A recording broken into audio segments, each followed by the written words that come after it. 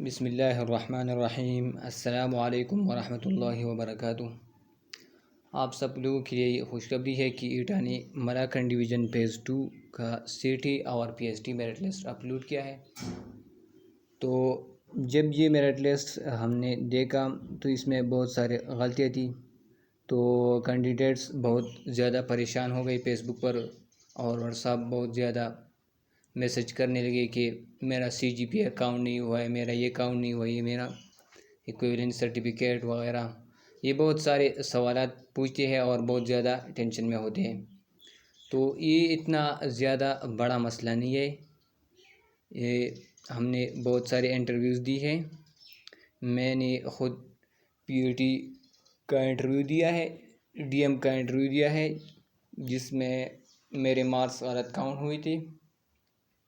لیکن انٹرویو اس لیے ہوتا ہے تاکہ آپ کے مارکس میں جو غلطیاں ہے وہ ٹھیک ہو جائے، آپ کا جو مارکس آپ کے کاؤنٹ نہیں ہے وہ کاؤنٹ ہو جائے، آپ کی کریکشن ہو جائے۔ کریکشن کے لیے انٹرویو ہوتا ہے۔ انٹرویو کا مقصد یہ ہوتا ہے، انٹرویو میں آپ سے کوئی سوالات نہیں پوچھتا، انٹرویو میں آپ کے ڈاکومنٹس کو چیک کیا جاتا ہے کہ آپ کے ڈاکومنٹس اوریجنل ہے کہ نہیں ہے، آپ کے پاس DMC ہے کہ نہیں ہے، اوریجنل سرٹیفکیٹ ہے کہ نہیں ہے۔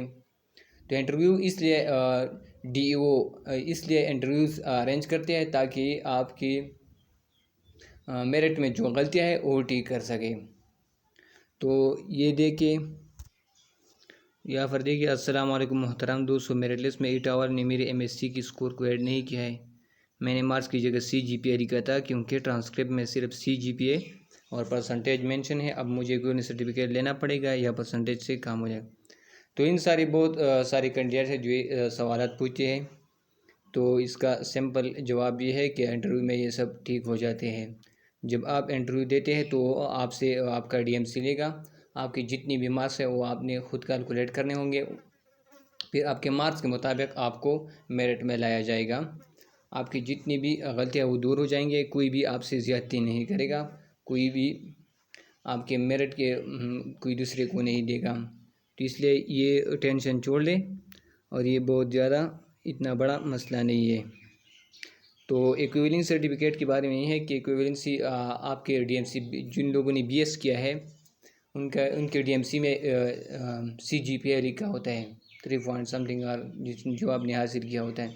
تو آپ نے سمپلی یہ کرنا ہے کہ آپ نے اپنے مارکس کو جمع کرنا ہے۔ میں نے خود کیا تھا ایسا PhD میں، کہ آپ نے اپنے مارکس کو جمع کرنا ہے، ٹوٹل مارکس، اور پھر اب 10 مارکس آپ نے جتنے مارکس لیے ہیں اس پر ڈیوائڈ کرنا ہے اور 40 سے ملٹیپلائی کرنا ہے، بس یہی طریقہ ہوتا ہے اور اس میں کچھ نہیں ہے۔ تو DO والی جب آپ انٹرویو منعقد کریں گے تو یہ سب ٹینشن آپ کی دور ہو جائیں گے، اور پھر آپ کو لگے گا کہ اتنا بڑا مسئلہ نہیں ہے جتنا آپ نے بڑا مسئلہ بنایا تھا آپ نے۔ تو دعاؤں میں یاد رکھیے گا۔ اللہ حافظ۔ السلام علیکم ورحمۃ اللہ وبرکاتہ۔